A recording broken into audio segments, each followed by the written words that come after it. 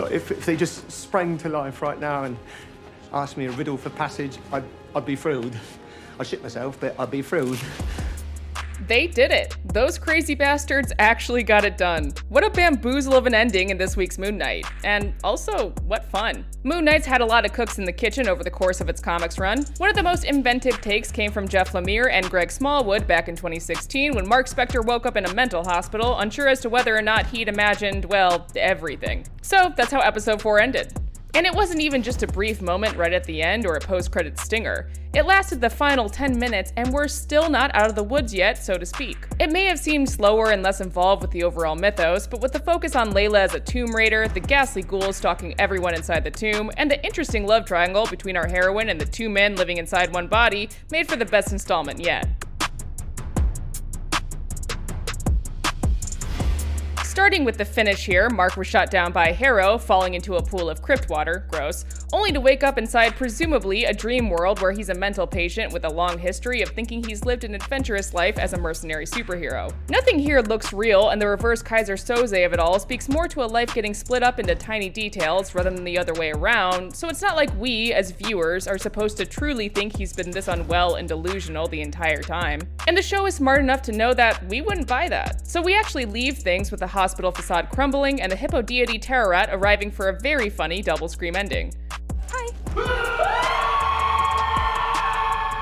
After 4 episodes of dueling personalities, suit summoning, overvoid politics, and generally most everyone not being on the same page or knowing everything except the series villain, the rebootish use of the Lemire comics was inspired and needed. From the premiere, the series seemed like it might give us a one-off episode, be it a flashback or something else, but with only 2 episodes left, this was definitely the best path. I know that you're having a great deal of difficulty being able to differentiate between what's real and what's in your head. This week also saw Steven putting the entire mission at risk because he's in love with Layla and refuses to give the body back. Steven's goo-goo eyes for Layla could have tanked this episode, except look at the way Layla looks at Steven. Fortunately, it's not a one-way street. She even tried to kiss him first. Mark's trying to protect you from Khonshu. Layla sees in Steven all the things she doesn't get from Mark, so we're in this quasi-throuple situation where she might just be into both of the men residing in this one mind. Emotions ran rampant in this episode, but it all still worked well despite it meaning that characters took their eyes off the prize because they got caught up in strong feelings of love or hate or what have you. It could have derailed things, but the time and care put into the Layla-Mark-Steven dynamic is paying dividends now and allowing our heroes to make mistakes for the benefit of drama. Last week, Layla discovered that she barely knew the man she'd married, and this week, the revelations cut even deeper.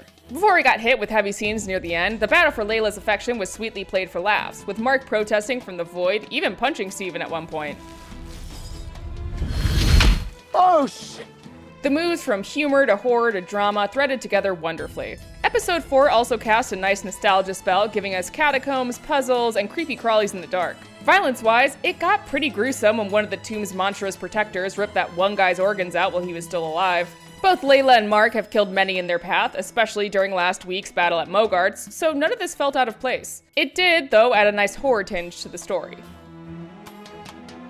Moon Knight's 4th episode was a crazy catacomb adventure that pared everything down to Steven, Layla, and Mark, their complicated love dynamic, and the big secret hanging over everything. With the backdrop being a tomb raiding, or busting, adventure, this chapter blended laughs, tears, and horrific screams wonderfully until dropping a big mind-bending twist on us near the close, one that upends just about everything in a very exciting way. For more, check out our reviews of the previous 2 episodes of Moon Knight, and for everything else, stick with IGN.